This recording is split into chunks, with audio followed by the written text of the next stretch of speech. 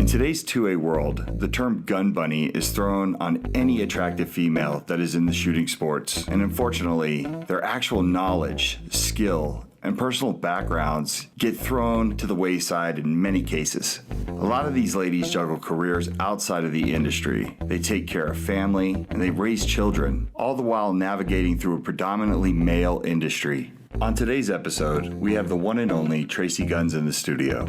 I say the one and only because I think she's one of the most unique influencers in the 2A community. She's a professional photographer who has ties to the UFC and a social media manager with numerous clients who takes her firearms and her firearms training very serious, all the while keeping an open mind and staying grounded. So I knew her story would be interesting. Her presence on Instagram as a firearms industry brand ambassador is noticeable, and I had seen her before at gun industry shows, but wasn't formally introduced to her until last year's SHOT Show. She has a great energy to her, and you certainly can't miss her with that blue hair. I really think you're going to enjoy this episode. If you like what you've heard today, please hit the subscribe button and follow me on social media for updates on Instagram at Michael_Sodini or at Michael David Sodini on Facebook. Thank you.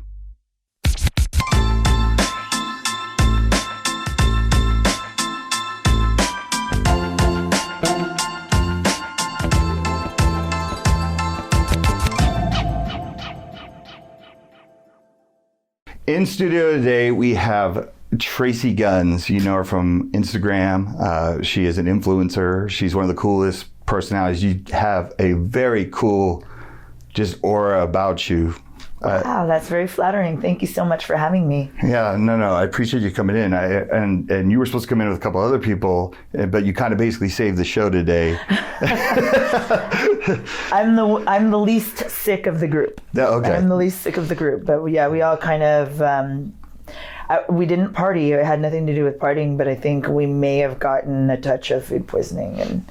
Right, and you know no one's going to believe that with the whole Vegas vibe. And Right. I mean, and what people I don't think know about me is I don't drink at all, and haven't. I haven't drank probably since I was a teenager. Okay, well, yeah, that makes sense. It's funny because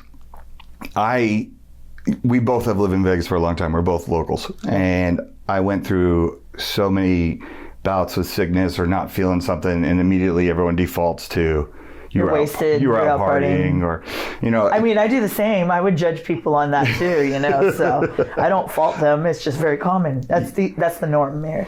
Yeah, so it is what it is.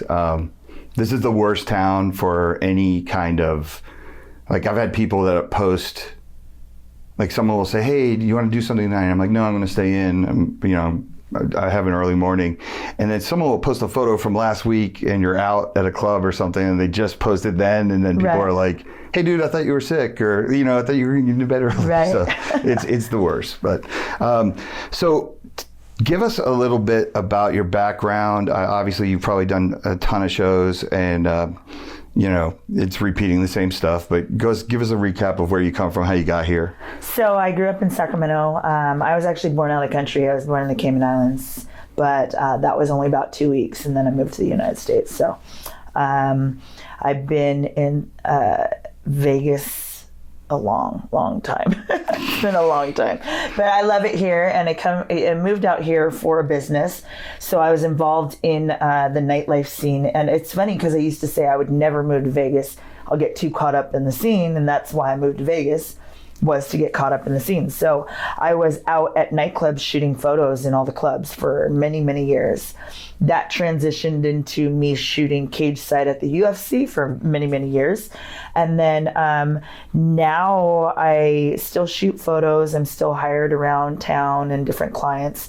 But a lot of my focus at this point is on social media consulting, as well as I'm very involved in the gun industry now. So I've gone from, being involved in the nightlife industry, being involved in the MMA industry, and now being involved in the gun industry.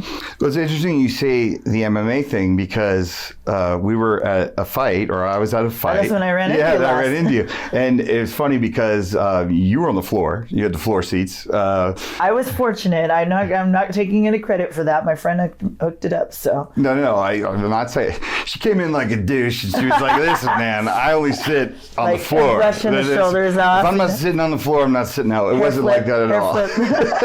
No, but it's funny because my seats were low. A friend of mine took me, and we had great seats. But you start to scan the crowd in between fights, and your hair has a blue tint to it. And it's funny because I was like, immediately, I'm like, it's not a tint. That's a full-on. That's a full-on blue. It's full-on blue. So you're easily identifiable by that. And then I ran into you randomly at a bar outside of after the fight. So that's pretty funny. So you were with like Clay Guida, and I mean. Yeah, Clay calls me his sister. He's like my brother. We've been friends for many, many years, and I call his mom. And I've gone and stayed at their house in Chicago, and now they live in Florida. And she called me the other day, hey, I didn't get to spend any time with you. Please come to Florida. And I was already planning a trip to Florida. So it looks like I'll be going in the next few weeks, probably flying out and just driving all over Florida, visiting people. So that's awesome. So yeah. You went from photography in nightclubs to photography at the UFC, and then you went into firearms, like photography? So actually that was, the firearms thing came out of my UFC life. So my first time ever shooting a gun was with Dan Henderson in 2008. And it was after a fight in Portland, Oregon. He and his wife at the time took me out to go skeet shooting. And it was my first time. But I was already an action sports photographer, so I think I was pretty good at tracking motion because of photography and getting focus.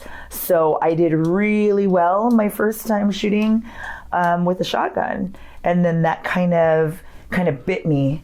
And I started, I built a relationship with a gun range here in Vegas called the Gun Store.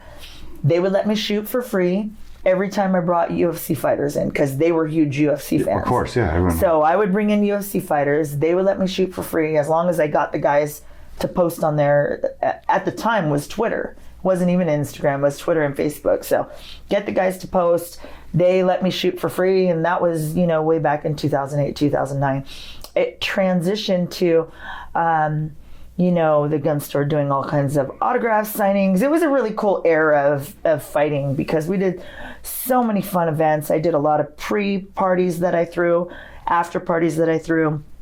Plus, I was involved in shooting cage side, and I'd go into different fight camps. I would shoot behind the scenes of their training, their weight loss, cutting weight, mm-hmm. their after weigh-in dinners, stuff with their families, their children, their wives, their, parents, whatever. So I was fully immersed in MMA, and that's when, I transitioned into shooting. But shooting didn't really fully immerse my life until about end of 2015. So it's been about 4 years that I started taking training classes, and which I'm huge on. I love taking training classes. Started taking training classes, got my CCW, bought my first gun, and now, here 4 years later, I have a whole arsenal I'm building at this point. I built my first pistol last week, which was really cool. Oh, that's cool. Yeah, I've never put together a pistol, so that was fun. Poly 80.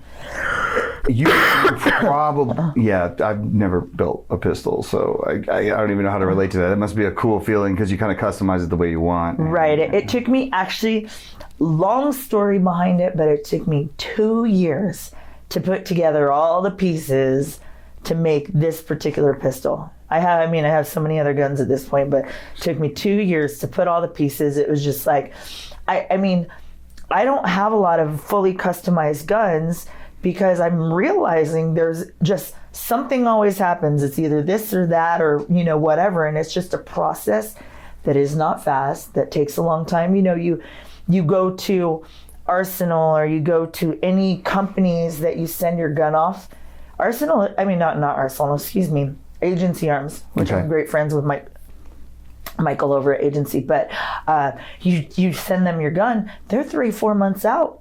Yeah. At least. And if something happens, that's another month or two or whatever, and it's no, I'm not talking bad about any companies whatsoever. It's just what happens. Right. The business side that people don't know. Right. And so like my 6.5 Creedmoor is over at Valkyrie Combat, and I'm so impatient to get that back. But first I went into Sol Invictus down in Florida. They let me walk into their armory, build my gun there. I built my gun there, and then it still took another 2 months for it to get to me here. You think I built it, it should be here. But, like I said, just one thing after another, things happen, and I just never experienced that. So 2 years in the making for this pistol. Oh, wow. It's crazy, right? Right. It sounds crazy, but I appreciate, because it was all, part of it was all sponsored. Every single part on the gun is sponsored. So that's part of the reason why it took so long. So when you say sponsored, explain that just for anyone who's listening. So companies sent me all the parts for this gun so that I would promote it. So I have a video coming out of me building the gun, and then actually it's not done. And the reason it's not done is I need a lighter recoil spring, because I put a compensator on it. So when I went to shoot it, the weight of the compensator is throwing off the gun. And so I'm looking to, actually I have to order it today. New recoil spring, and then I should be good to go, because it was cycling about 50% of the time correctly. So I want to be able to shoot a video of it fully correct. I kind of wish that, I'm glad you're saying this stuff, because for me, it particularly hits home. When you came in, before we were chatting, before we sat down in the studio, we were talking about Avidity Arms, which is the gun that I went into manufacturing with Rob Pincus and Eagle Imports, my former company. Right. And we made the classic mistake of letting people behind the curtain through the process, right? So we announced the gun. Rob has got a huge following. He's an influencer. Right. And I've met Rob before. yes. So he was like, this will be really cool. We'll let people go behind the scenes from day one. Rob was not affiliated with my company any more than just the marketing aspect of the firearm and him being the person who created it. We went through ups and downs because cash flow, little things like that, where we had to put our energy and focus. But what it did was it pissed off a lot of people, because people They're waiting for they it. wanted that gun 5 Right. years ago, right? Right, So right. now it's become like a unicorn.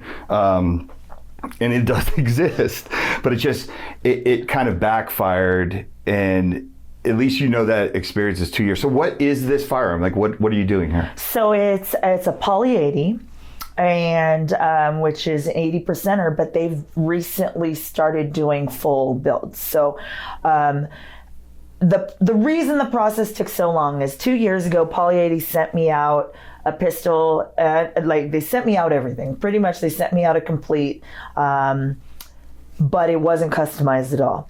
So I did a training course with it, and then I sent it off to get customized. That Poly 80 actually, I'm not going to say the name of the company, but they kind of destroyed it. Right. They messed it up pretty bad. And it probably misfired. It malfunctions every other round. Okay. Every other round it malfunctions. So they did some issues, and it came back looking horrible. So Poly 80 felt bad about it, because they had told me to send it to this company, and I did. And all this happened. So they went through the process of getting me another Poly 80. But they wanted to wait until they had the complete set to be able to send me. So I picked to get the slide done by Southwest Precision in Arizona. Love their work. So I told them, I sent it off to them, or they sent it off to them for me, and had the slide cut there. And then the frame and the paint, like the stippling and the paint, were done by Dave Mods Customs in Hawaii. So I had my parts all over the place. Dave and I think, miscommunicated on the original way it was supposed to be painted. So it didn't come out how I expected it. And he wanted to make sure that after what had happened previously, he wanted to make sure that I got everything the way I wanted it. So he was awesome. hit up Poly 80 again. Poly 80 sent out a new frame. So as you can see, it was just a process. And then I had my optic, my optic. I have the RMR6 Type 2 from Trigicon. And then I have Ameriglow sights, and I work with the Ameriglow. They always send me sights, and they're awesome. Yeah, Ameriglow is a cool company. Yeah. And then Faxon sent me the barrel, which I was really just stoked on this barrel. It was a chameleon, anodized barrel. And they sent out that. And then I had all the parts together, and I had the Comp by Three Kings Tactical, and I just had, just everything. Oh, Trigger by Agency Arms. Okay. Mike was great. He was one of the sponsors of A Gift Gun, and I'll tell you about A Gift Gun later. But he sent out a trigger for me, and I had all these parts, and I was ready to go, and then I had no springs and inner parts and inner workings, the parts kits to put the gun together. Like, I had the outside of the gun, like everything looked fantastic, but none of the inner parts. So then Faxon went through and sent me all the inner parts. And then I didn't have a recoil spring in those parts. I was all like, hey, there's no recoil spring. Should I get one? They're all, no, we'll send it. So that recoil spring finally came last week. I put everything together over at MK3. They let me use their workbench and all their tools. There's no way I would have done it by myself. Not my first time. No, without the parts that they, like all the tools they had and so on and so forth, and without his direction. Now I did it twice that day. Right. We took it apart and I redid it because my time lapse I filmed didn't work. So we're like, oh shit, what do we do? So we took it apart and I redid it. Now I think I could do it on my own without even. So did you ever? I mean, was this just dive in, or did you have any kind of gunsmithing experience? Oh, it was dive in, but my friend who is a gunsmith was standing right there. Right next to you to kind of guide you through the process. He let me do all of it, but he explained it the whole way through. So I did it all, but he talked me through it. So I wouldn't have been able to do it on my own. I would have been YouTubing it for sure. It's funny because being in the industry for so long, and I have a lot of friends that I'm sure you get this all the time. Like, you'll see a movie and the guy's standing way back and he's shooting a gun. They're like, what gun is that? And it's like, hey man, I can't even see it. I mean, it's not like I can identify everything. There's a lot of things look the same, right? And then there's also these times that I've been asked to break something down, and I'm like, I don't know how this is working. Right. Like, this is not like, a Bursa compared to like a Grand Power has a completely different takedown system. So, there's times when, and then of course people put you on the spot and they're like, well, you're the gun guy, dude, you're a gun person, So it could be challenging. There's a lot of moving parts to a gun. Well, and also, I don't think people really take into consideration, there are some people that absolutely know every single gun and every single thing about every gun, which is a hard thing to do. I mean, the gun industry is very large. There are a lot of different guns. And, I'm recently diving into learning everything about AK-47s because I work with Arsenal. I went in there and I said, hey, look, can I come in? Can I put my hands on the gun, see how to take it down, learn the differences between all the guns so I can pick up look at a picture of a gun and be like, okay, I know what this is. Right. And that's me only knowing Arsenal AKs, knowing their line. That's been a process. Right. That's not including knowing the Yugoslavian AKs and the Chinese AKs and the US AKs and all the different special builds that are out there. I mess it up all the time. And luckily for me, I triple check everything before I do any posts about them or anything. But yeah, I mess it up plenty. That's an interesting segue into another topic. So there was this wave, you said about 2008 is when you kind of came into the industry, correct? Mm-hmm. Little over 10 years. 10 years, yeah. I was by the industry all throughout my college years, which was basically like 94 to 98. But I kind of got into the industry in 99, right out of college to help my family's business, right? Because it's nepotism at its finest. I went right into that. Right. But that's kind of cool. You didn't have to work. You worked into your own company, worked to find a job, I should say. No, but I blew it. I mean. Oh, really? No, I didn't want to do it, right? Oh, okay. Coming out of college, it was a good deal. Like, I was basically a glorified secretary, and I made decent money because I'm family. Right. But in my head, I was like, I got an education. I should be doing this, and then I got into fashion. I left and everything like that. But looking back on it, I was just young and and you don't realize you're sitting in a good situation because you think you're bigger than whatever you want to just jump over all of the hard work to get there. Right. But there used to be a time when there was almost zero females in this industry. It was heavily dominated by men. It is still pretty dominated by men. There was a point where there really wasn't women anyway. Right. Like, and especially working in the industry, they were always hired as models. And there was a few. I'm not trying to take away from those people, right? I remember I had a girlfriend that I had from college, and she came to SHOT Show one time, and of course she doesn't have to be there when the booth opens, and I did. And I tell her, look, you go through, you give your pass, you find my booth, and you come here. And she showed up to the booth. A beautiful girl, and she looked like one of the guys in Normandy that came off of the boats in Saving Private Ryan. Like, there's a guy walking with his arm blown off. Her hair was disheveled. Like, she was all like, I said, what's wrong with you? And she's like, Mike, people grab you and stuff like that. It was like men were zombies in the gun industry. Really? Oh my, yeah, it used to be bad because it just was a good old boys network, and over the years, it's definitely changed. And now there's a lot more respect.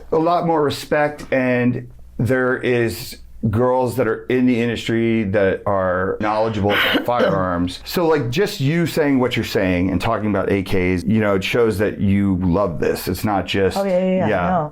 I want to be able to be knowledgeable. So every chance I get, I'm constantly asking questions and learning, annoying people. I annoy people all the time because I'm asking so many questions. I'm like that little kid. Why is the sky blue? Why are trees green? So on and so forth. That's me. So there's guys over that work at Arsenal and Cave Art that are just like, they don't want to respond to me because I annoy them so much, I'm sure. Without saying any names or throwing anybody to the bus, and maybe you don't have anybody, but are there people that you're like, yeah, you don't really love this, you're just doing this for the either attention or just the free shit? And I feel like you have to enjoy it at least a little bit if you want the free shit from the industry. Right. Like, why, what, if you don't like it? Off the top of my head, I'm sure I know some people, but I can't. I roll, whatever. You just like being pretty and posing with a firearm, right? Oh, yeah, there's plenty of those, but that want the attention from it. I can think of one who probably started that way, and now she's a competition shooter. There's a couple of them, actually, that probably started that they wanted to post with guns because it got attention, and they have huge accounts. But now they're competition shooters and they kill it. Yeah. So, it's like, I would never say that that's how I started. I didn't start because I wanted to pose with guns. It was never that. I started because I actually enjoyed shooting and I wanted every chance to be able to get behind a firearm. Those women that I'm talking about, they're killing it. They're shooting and they're traveling for competitions and so on and so forth. Are you a good shooter? I'm decent. Yeah. I would say I'm decent. I would say probably better than your average person. But I don't feel like your average person actually trains. So, I shoot competitions and I'm pretty slow. Yeah. But I'm solid. I'm slow and solid. That's how I would look at it. Yeah, I'm horrible. You would probably mop the floor. I mean, it would be a joke. It's funny. Do you want to have a shooting competition? Is that what you're getting at? No, because you'll emasculate me, and I'll only be further exposed as the ungunned gun guy. No, honestly, like shooting is very difficult. I don't think people realize how difficult it is. So I took a training defensive course. Rob Pincus put it on. You're out there, and I was already hand shaky and everything like that. And then there's the pressure of being out there because you're taking a course, so you're in front of everybody. But it's funny because he was at one point, I think he said something like, "You need to relax," and I'm like, "No, I'm this bad of a shot normally, man." Like, it has nothing to do with it. But what we learned that day is when I move, I'm actually a much better shot. Moving and shooting, really? Yeah, and most people are harder. That's harder for them. He thinks it's because I don't think about it. Because what I do is when I'm standing there, I overthink it at times and, things like that. But, and I've been to a million ranges and shot a million times. And I have friends that can just put it there and I'm like... You just probably don't have enough passion for it because if you did, you would probably work on becoming that better shot. Fuck you. I mean, that's what I would think. No. I don't mean it in a negative way. Your passions probably lie somewhere else. But if I don't even know about that, though. If your passions lie in becoming a better shooter, I bet you would become a better shooter. I don't even know about that. I think it's a matter of just not being good at it. Because I've shot so many times. I've sat there and shot 1,000 rounds, and you know what I mean? Like, if a kid says, look, I'm going to go shoot free throws and shoot thousands and thousands, he could still be a bad free throw shooter.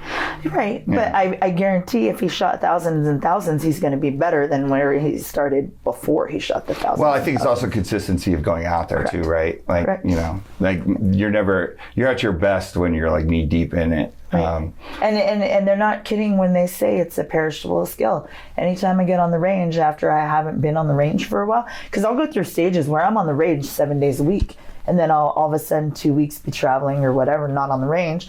Then I come back and it's a little bit rusty, you know?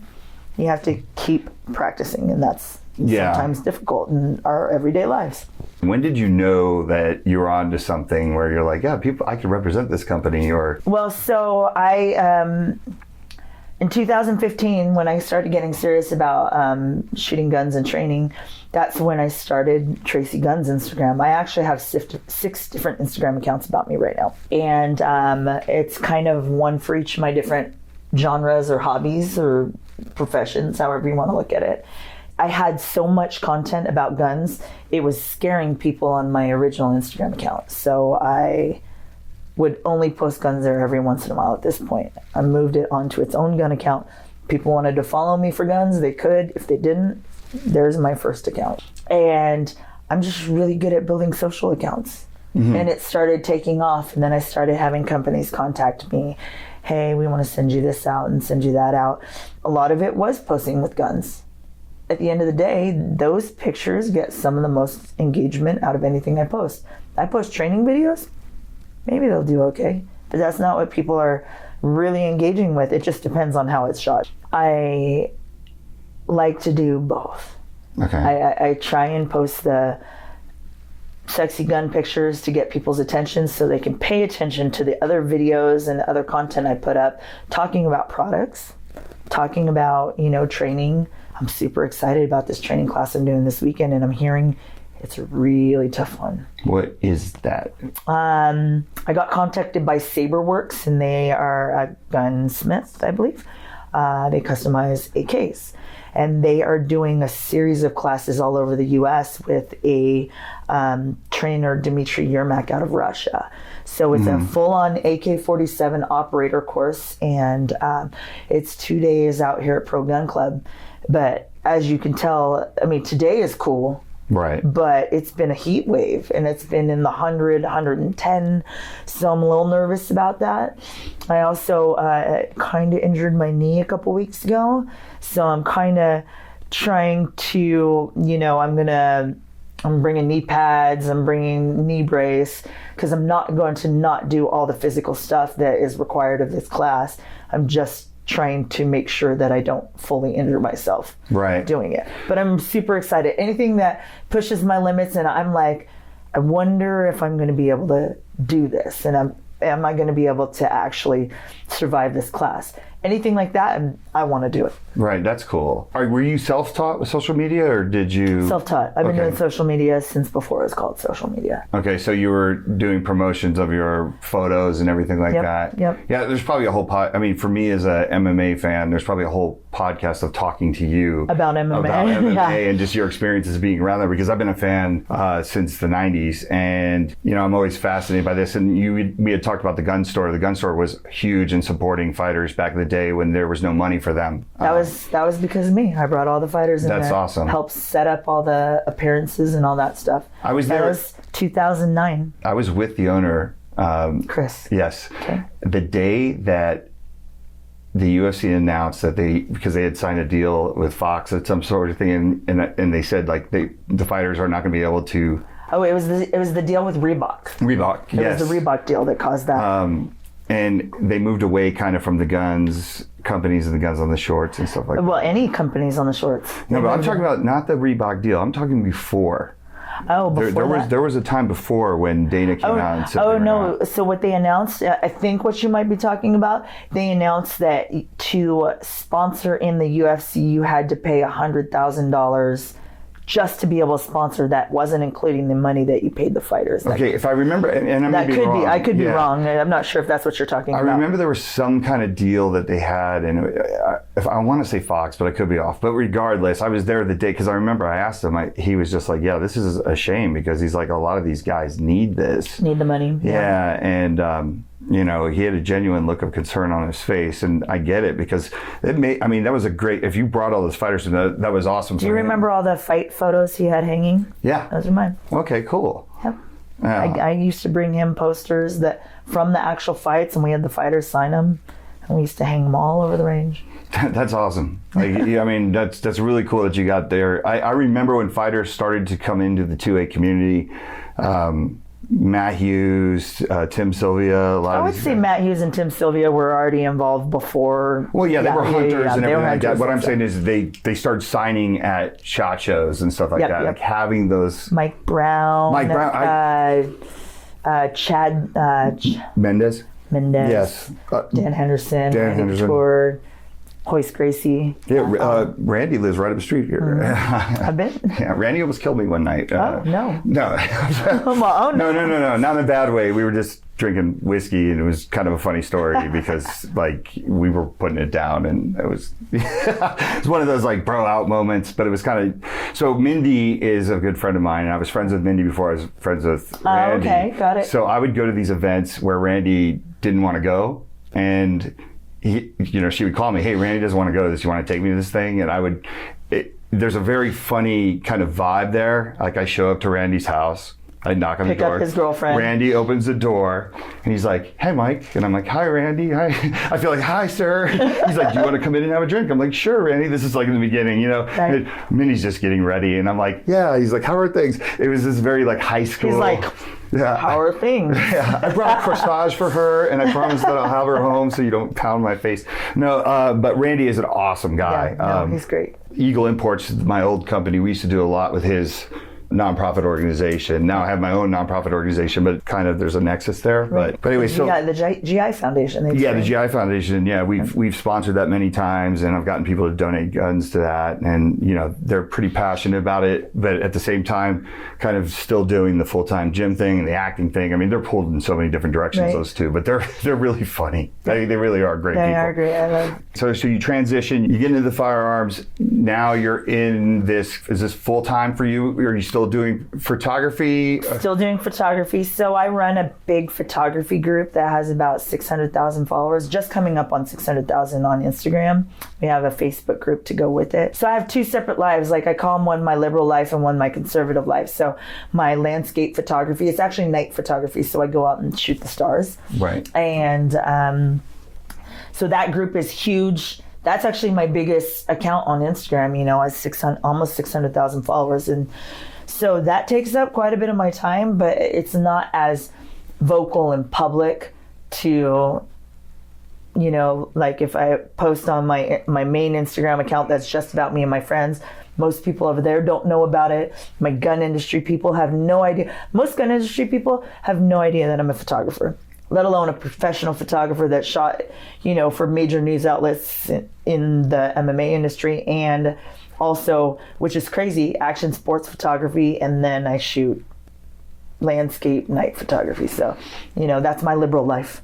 Well, I'm kind of glad you said that, because I'm very against identity politics, and the beauty of coming into an industry where you're not a gun guy. The acceptance that I got from the 2A community as kind of being this Mike's not a big gun guy. He's kind of a libertarian. He doesn't play identity politics. That's one of the things that I love about the industry, and that's why I defend our industry so much, because I believe that, we've gotten to this identity politics deal, and we're stigmatized as gun people in the 2A culture, right? Absolutely. Yeah, I mean, it's nonstop, and you stand there and you hear things and you get it, because people don't want people to die, people don't want people to be hurt. But I love that you said this liberal side, because it shows you can have both. you can have friends that are liberals and still get along, and you can have the staunch Republican right wing, It's been very interesting to be on both sides in here, but I will say, because of my passion for firearms, it definitely pushes me to the right versus the left. Right. Even though,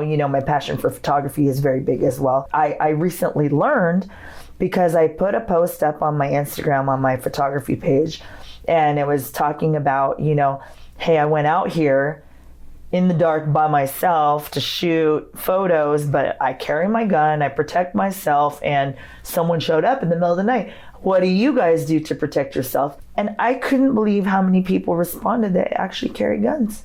I was blown away by how many of the people responded on that post on both Facebook and Instagram that they actually carry guns for both people reasons and animal reasons. Blown away.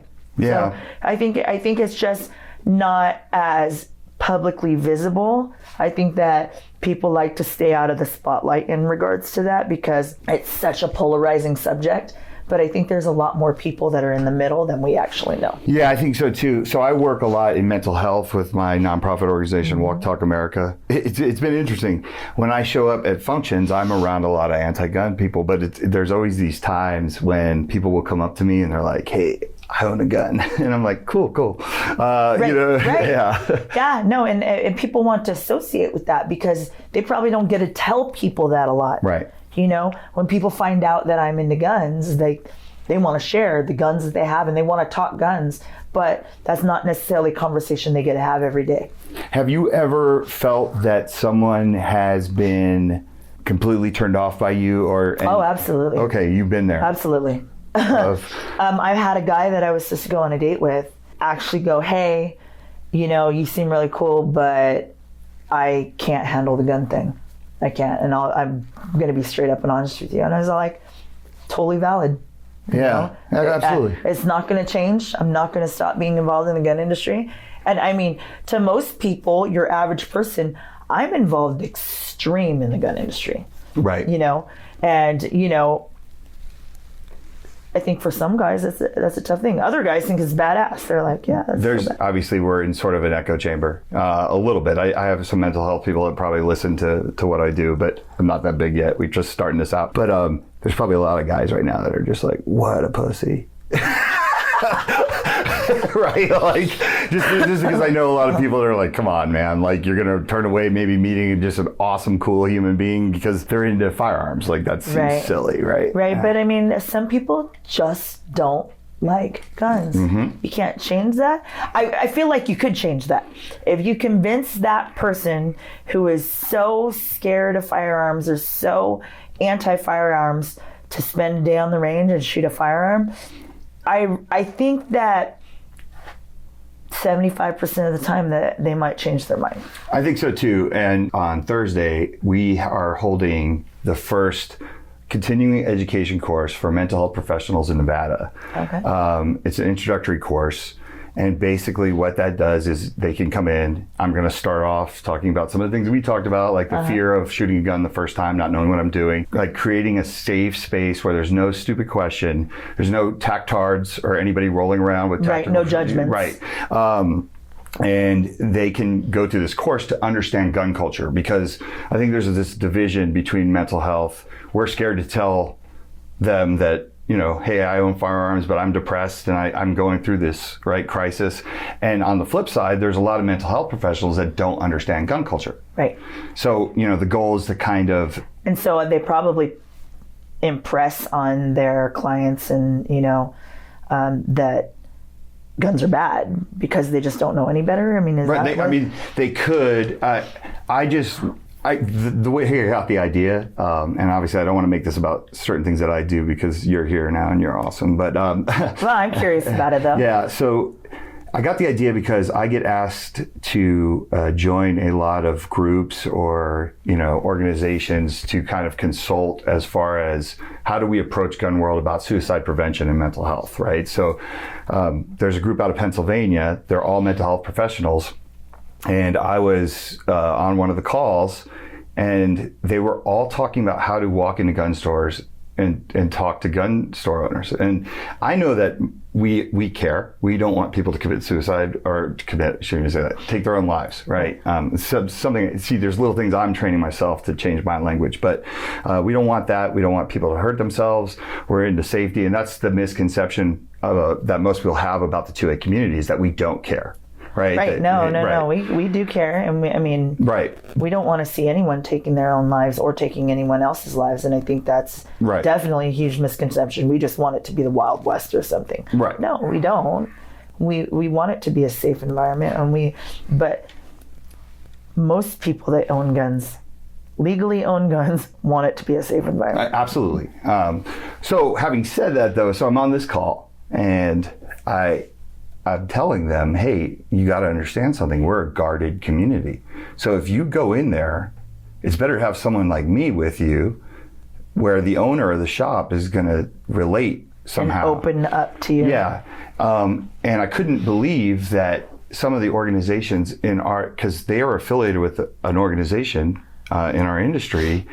And this organization basically took like all their stuff and handed it to these guys, and they're like going to gun stores to talk about this stuff. And I'm like, they're kind of leaving you out on an island. So I came in to help, but how I got the idea is I started talking to them about how to approach gun store owners and kind of gun culture, right? And one of the guys said, am I even equipped to do this? Should I even be doing this?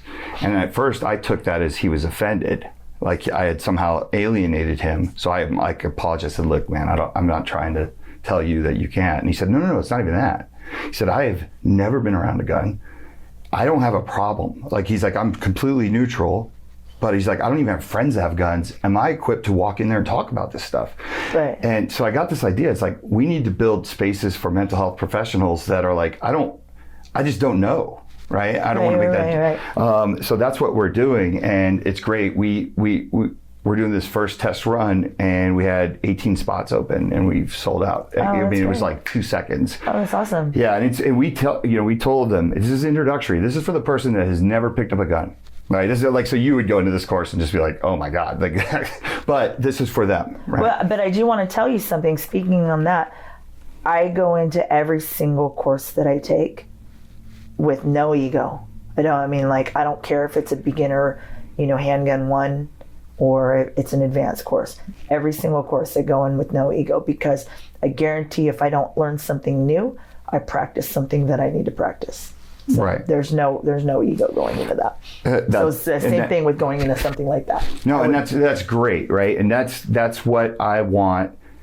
If you were in Reno and you could stop by that course, that's something I would like kind of bring you out and say, listen to what she's saying, because they need to also know that even the person who knows everything still could be like responsible 2A owners. My goal is to have every person that takes this course, and this is just one of the silly goals, this isn't the main goal, is to walk out of there and go, okay, I'm starting to get it a little bit. Now I'm never going to say something like, what do you need more than 4 guns for?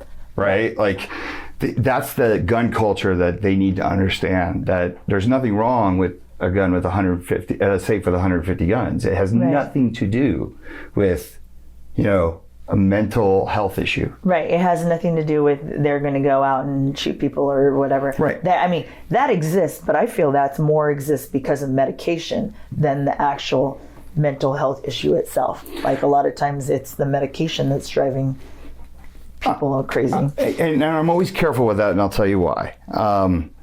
I believe that when you're in mental health crisis, and mental health it's so broad, right? There's 200 different categories of mental health. Arachnophobia is a mental health. Oh, that is really? Yes. So phobias are considered like... Yes, there are many, yes. So the interesting thing about that is when I tell people, look, is there a tick phobia? Because my only fear, I think, in life is ticks. I swear to God. So you must not hunt in the woods then. I got invited to a long range class in Nashville, and that was after I did the short range 3-day class with them, and there were just ticks everywhere, and they're all like, come to our long range class, and I was all like, no. That's amazing, because on your Instagram, I was showing a couple of friends of mine. I was sitting there, I said, these are the people that are going to be on my show tomorrow. And remember I told you, I said that there's something about your energy that's different and awesome, because both my friends are like, ooh, I like this girl's vibe. But there's a photo of you with a snake, and the snake's wrapped around your body, and it's a little tick. But so I was talking to one of my friends, haven't talked to her in a long time. She ran into her at the Aerosmith concert, and turns out she has Lyme disease. Mm-hmm. And to me, that little tick that you do not spot, and if you don't find it within 24 hours of it being on your body and biting into you, could cause you a lifetime of suffering. Yeah, that absolutely. Little tiny tick. So it's something like that could affect you so bad from something so little that is what I have an issue with. I'm not scared of snakes. I'm not scared of jumping out of planes. I'm not scared. I have very little fear of anything, but something so little, with how busy I am, I'm not the person that's like, okay, it's time for bed. Let's do a tick check, take my time. I pass out every night. I pass out. I don't get ready for bed. I pass out. Then I wake up. I'm like, time to go brush my teeth, trying to take my makeup off. That's how I sleep. I sleep 4 hours a night typically, and it's because I pass out. It's not because I have no sleeping issues, I have no insomnia or anything, but it's just that's how busy I keep my day. And something like, tick check freaks me out. I was all day long when I was out in Nashville, I'm all tick check, tick check. Yeah, so but that's my only major fear is ticks. Yeah, it's interesting that you brought that up, because I totally interrupted you and sideswiped the conversation. Oh, no, it's okay. But actually, it's a good segue into what I want to say about Lyme disease.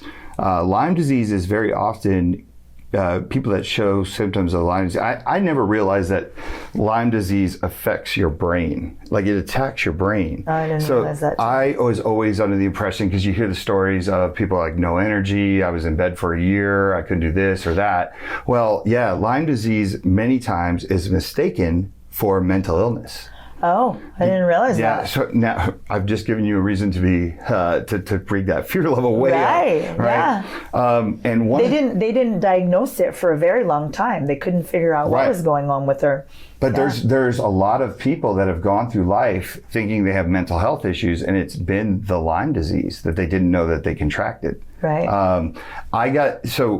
Gun Vault is down the street, and we work together. It's theirs, but we work together on this. It was my idea, and I got it from a person that suffered from Lyme disease. It's a locking system inside the safe. So let's say we're married, and I suffer from PTSD or clinical depression, and that my bouts last maybe 3 to 5 days. This gentleman was telling me that his wife can see it, and she's been given clearance to remove all firearms from the house. They take him to a friend's house or something like that. He knows that it lasts 5 days. So I was thinking, how that's kind of cool that they have that relationship. They can't be the only ones. I went to Gun Vault, my friend Mike Baker, and I said, you got to build a safe that locks from the inside, that a person can control it. If we're a couple, and I say, look, you have the app, and you see me going through something, it's kind of a crisis mode. Right. We're just going to lock those up for 5 days. No one's going to be able to get in that, or 7 days, or 2 weeks, or whatever it is. And you could also use that for when you go to Hawaii and you don't want anyone ever getting into your safe, even if they have the code. Right. But it came from a Lyme disease discussion with an Uber driver. Oh, wow. That he was interested in that I was in mental health.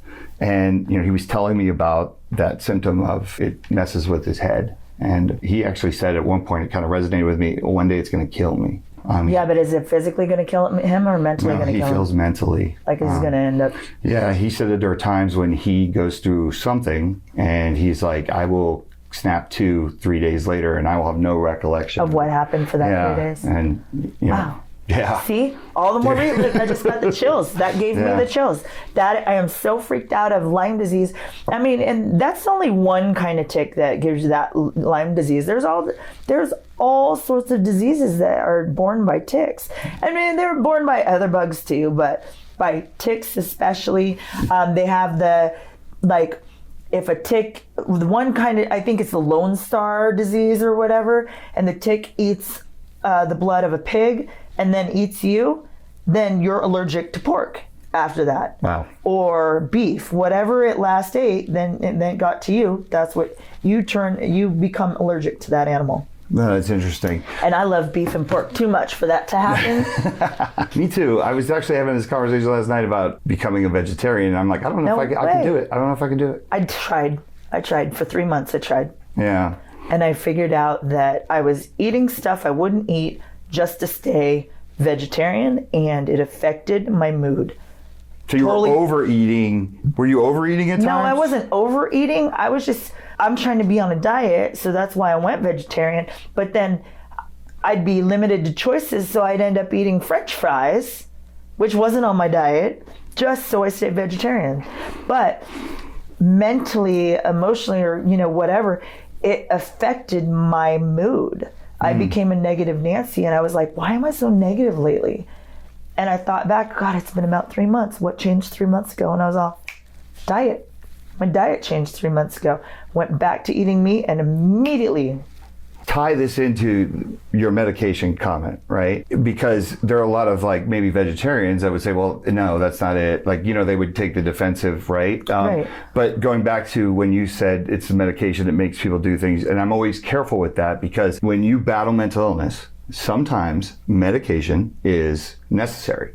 Right. And I always tell people, you've heard the expression, stay away from Bob, he's off his meds, right? You never hear the expression, stay away from Bob, he's on his meds. Right. But I think it's trial and error. So for you deduced and figured out what was wrong with you, and you realized that meat was an important part of your life and helped you psychologically and physically, right?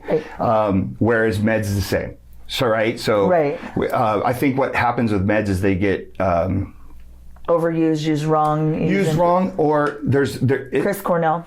Yeah, there's a time when you need to really monitor yourself when you're on medication. And I would always recommend to somebody, take the guns out of the house while you're trying a new med, right? Until and try it for a month, right? It's trial and error. Right. And I think a lot of times we need, when someone goes into a school and shoots people, we need an answer. Right? And it's easy to default to, well, it's meds, right? I think there's variables to everything. Stepping back from that, I agree that there is often a medication issue. I do agree that more it's a mental health issue, and I agree that a lot of it comes from bullying. I think that's a huge part of it. And unfortunately, we talk about how the gun industry is under attack right now because of these school shootings that stem a lot from bullying, because these people want to belong. They want to be a part of something, and they're not, so they lash out, and this happens. And it often is related to a mental health issue, but it also has to do with how we treat people. And the problem that I have is how even us as a 2A community treats people. The things that I see that people do on social media to talk shit on other people and abuse other people and abuse gun bunnies, girls in the industry. I get called a gun bunny all the time, but I could probably outshoot most of those people that are calling me a gun bunny. Absolutely. So it's but I'm strong. That does it bother me? Yes, it bothers me. But at the end of the day, it's not really affecting my life. Right. You know what I mean? It's not getting me down. I don't lose sleep over it. But there are people that if people attack them on social media, you hear about it all the time. Teenage suicide. They got bullied online. It's our own 2A community does it. We are the worst at it. As a matter of fact, I've had this conversation with Colleen Noir, is a good friend of mine. And what I love about the stuff he gets. Oh my God, it's horrible. He can't win. So bad for him. He can't win. This is not a joke. This actually happened. One day he calls me and he says, Mike, I'm just taking so many L's right now. I can't be black enough. I'm too white. I'm too this. I'm too.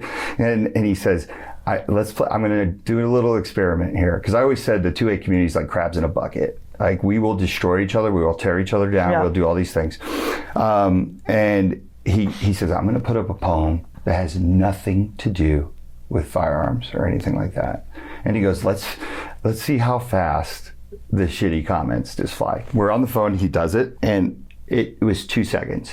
fuck you, this, he gets called everything, N-word. I mean, he gets called, he puts up with a lot of shit. And if people that really know him, he is one of the coolest motherfuckers on the planet. I don't doubt that. Yeah, I mean, I've met him, but I don't know him. Yeah, he doesn't judge. He is very supportive of everybody else doing their own thing. I mean, he'll admit, he has his own narcissism, like we all do, right? Like he deals with his own stuff, but he honestly doesn't badmouth anyone. And people tear him down all the time. And I feel like it's hard in our industry because, we're already stigmatized and we're... If our own firearms industry can't hold off of the bullying, why do you expect a teenager who has no life experience yet? How do you expect a teenager to not be affected by that kind of stuff? Yeah, it's always fascinating to me because I grew up at a time when there was no social media. So... I went to 4 high schools. That must have been tough. It was, but there was benefits to it too. I could always start over. Right. Like I was the new guy, right? Like that was always fun. Yeah. But there are times, no matter what was happening, if there was an issue that I had with somebody, or let's take it away from me, right? Let's get me out of there. Let's just take a kid. Kid goes to school from 8 to 2 or 3. Goes home. This is my days. Leather football helmet days now. Whoa, that's old. That's old. But then the kid would go home, and the kid could play games. He could stay in his room. He could play with his friends in the neighborhood, and his bullying ended at 3. Kid goes home now, and they have Facebook, Snapchat. Mm-hmm. Right? It doesn't stop. Right. Bullying is and a 24-hour. And also expectations of certain, social norms to live up to too. Right. I mean, as great as Instagram is, it's also so detrimental to people's egos and so on and so forth. It goes both. It can go both ways, right? What makes you laugh can also make you cry. And having said that, you had a post the other day where what I love, and this is I think one of the cool things about you is you said I gained some weight. One of the great things about gaining weight was this ass, right? Like the positive. Well, I didn't say ass, but yes. Okay. Right. The positive side is my backside. Yeah. Okay. Right. Yeah. Believe me, everybody was like, "Look at that ass." That broke the internet for me. Right. But so, and you just said something that's really cool. There is you took something that is a negative and you turned it into a positive. Right. But it shows that you're conscious of certain things too, right? Because you have an appearance, you have to keep up an appearance. It's become a brand for you, right? I mean, even the blue hair has become a brand, which I didn't expect that. I never even went into my head like, oh, blue hair is going to become my brand, and it has indirectly. I just wanted blue hair. Right. No, and so you wanted it, and it stuck, and you love it, and now it's become a part of you. And do you think that you'll ever change it, or you'll have it for a while? I'll have it for a while. Okay. I mean, it's detrimental to the health of my hair, so we'll see how long that lasts. But for now, I'm having a whole logo designed with it. Oh wow. Yeah. Okay, that's cool. Yeah. No, but I love that you've kind of, because most Instagram, and I'm dealing with this now because I had Instagram for years and nothing was going on there, and then obviously now I'm kind of more in the forefront because of Walk Talk America and everything like that, and now it's grown, and now I'm under this pressure I always feel like I got to hit a home run with a post. You often are. Yeah.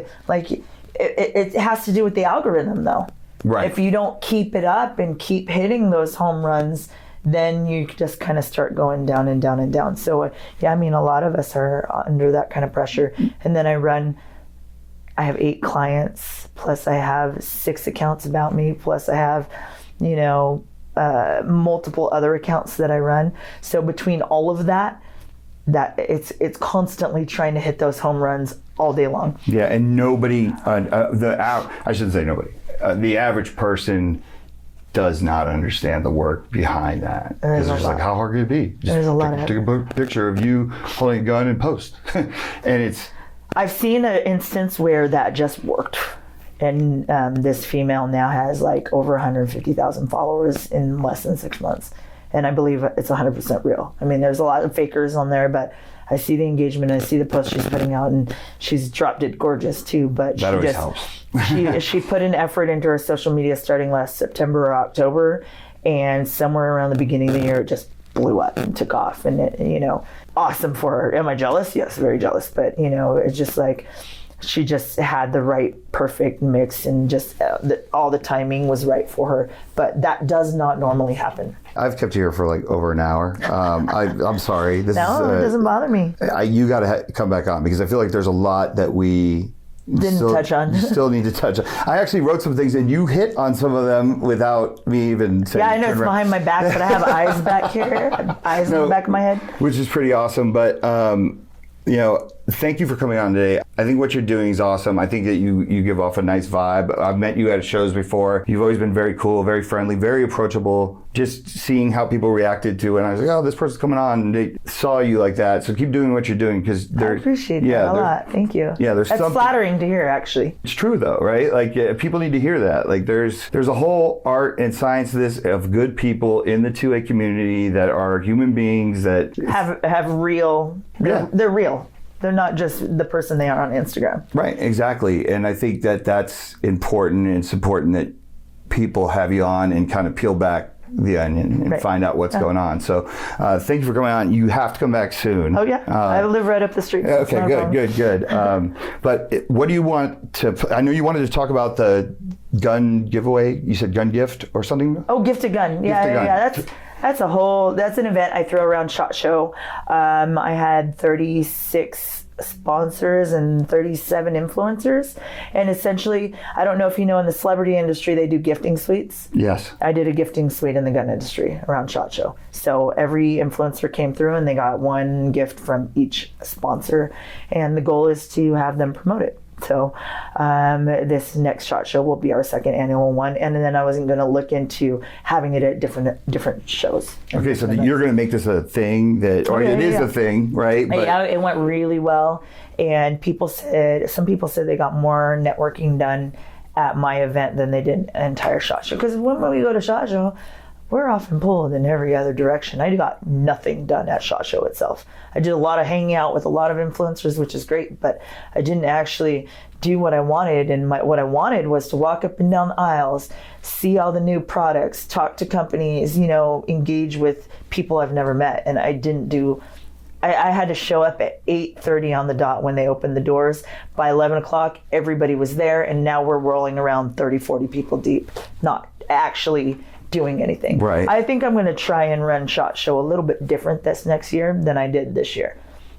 SHOT Show to me is I have a love-hate relationship with SHOT Show. Oh, I love it. I hate it. I'm going to finally love it. Like, we have a good relationship now because I sold out of my company. I no longer have a giant booth. I used to tell people all the time, SHOT Show is so cool. I'm like, SHOT Show for me is taking a giant pile of money and lighting it on fire. Yeah. Right? And now I'm in this space where this will be the first SHOT Show that I've ever done this upcoming year. I'll have the Walk to Talk America booth, but that's a tiny little booth. I saw it. I was stopped by last year. Yeah, and I have people that work it. This is the first time I'm not going to be torn and put in a million directions. So I'm looking forward to SHOT Show. I was still put in a million different directions, though, because I threw the event, and that I had influencers from all over the country coming in and meeting up, and so it was I was still torn in different directions. And what's funny is, as a photographer, I worked in the adult industry, so it used to be every SHOT Show I would be halfway at SHOT Show and halfway at the adult convention. AVN. Yep. Yeah. Yep. I was back and forth, and I guess because of that, and I had no idea until this week that a bunch of people thought I was a porn star before getting involved in this industry. And I just had someone tell me that like 3 or 4 nights ago. They're all like, yeah, we thought you were a porn star. And I was like, huh, that's not the first time I've heard that. When I got in MMA, they also thought I was a porn star too. And I was like, I don't know. No one's ever seen a porn of me. I guarantee it. I guarantee there's nothing out there. There's no even naked pictures of me out there. So I was very confused by that. I don't know what that. Maybe it's just you're personable. You're. I have large assets. You're loud, like in terms of like your look, right? Like you stand out. Right. I spotted you in the crowd, right? Like, who knows what that is? It was. I mean, because it's funny because this was actually an instructor of a 5-day course. 5-day really hard course. I was the only civilian in that course, and normally they don't even let civilians in that course. So I was the only civilian, only female in that course, and they just made assumptions because they thought I was a porn star and they saw my boobs and they're just like, this girl is not going to take this seriously. She's going to be doing selfies. Granted, I was doing selfies. but I took the course very seriously, and I did, like I told you, I take it all very seriously. I have no egos going into it. I want to learn. He said, you very much surprised us. We have nothing but respect for you. You did better than half the guys in the class, and half the guys 75-80% of the guys in the class were military or former military. Right. That goes. See, and that's some of the things I wanted to talk about, but we'll get to that next time, right? What you need to do, though, is find a porn star that you somewhat look like, and then pull the person aside and go, hey, listen, I don't tell anybody this, but I'm this person. Oh, and just let them go the rest of their lives. Like, hey, it's our secret, okay? You know what? I mean, I don't think I look like her at all, but I used to have one of the UFC fighters say that I looked like Ava Devine. She's a lot older than me, and she lives in Vegas. She lives in Vegas. Yeah, she's a Vegas local. She's very hardcore. Very hardcore. Like, not that I've seen her porn, but I like I said, I've worked in the industry. I know an idea of what. Yeah. Yeah, and her breasts are larger than my head at this point. I say you go with that, though. I say with the Ava Devine thing. But you tell them, look, I'm trusting you with this secret. Like you know what I mean? Like, and you know what? She's very nice. I've met her a couple times. She is actually a very nice person. But yeah, I'm very liberal when it comes to that whole thing. Do what you want. Yeah, do what you want. I don't care. I really don't. Like, that's very libertarian of you, actually. Yeah. So. Yeah. But anyway, so you have to come back on. We have so much to talk about. Yeah. See, I got ADD, so this is the worst thing for me. Is no, I do. There's other things I think because you can help a lot of people understand a different side of the business and see it as a different way. Yep. So let's get together soon. Thank you so much for coming on. Where can people find you? Well, if you want to find everything of me, go to @Miss MS Tracy Lee on Instagram and have links to all my other accounts. Okay. Yeah. Right. Or Tracy Guns if you're all about the gun industry. But if you go to MSTRICYLEE on Instagram, it has links to every single other little genre that I'm involved in. So. Okay. Awesome. All right. Well, thank you so much. Thank you. I appreciate it.